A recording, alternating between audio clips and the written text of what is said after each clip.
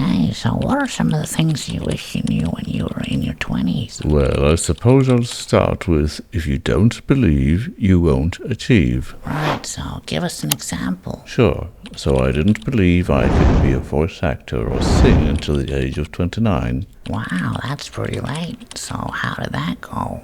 To be honest, once I overcame my limiting beliefs, it was terrible in the beginning, but now I feel alive,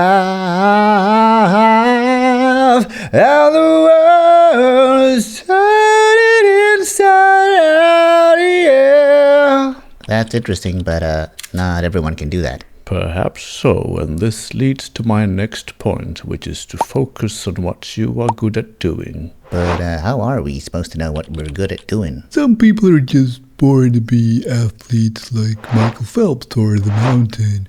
And some people are just better at math or cooking. Yes, and there are certain tests that help you identify what you are best at doing.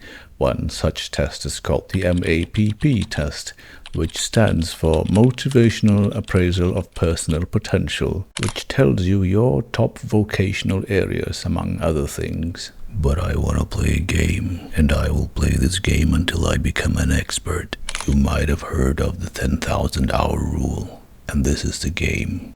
Once you've found your path, your goal is to become the master, the one who adds value to society. Alright, so you gotta be a subject matter expert. So what's next? Oh, my dear, if it isn't already clear, you absolutely have to cut out all the negative and toxic people in your life.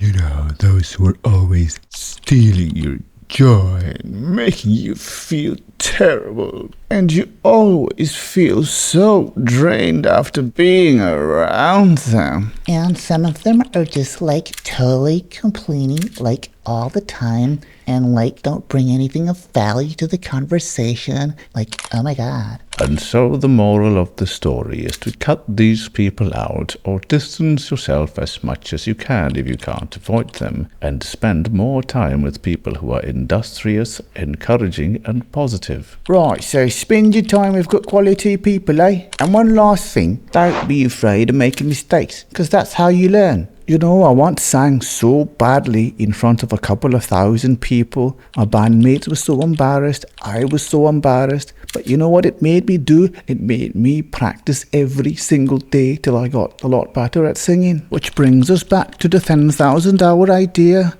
Nobody starts off good, but the more you work at it, the better you get. And you'll make mistakes along the way, but that's okay. Everybody makes mistakes. That's how we learn. So just keep focusing on your goal and visualize your success, and you will eventually obtain it. Oh, how wonderful. I hope you've enjoyed this episode like a pot of honey. Have a nice day, and we'll see you in the next 3 minutes.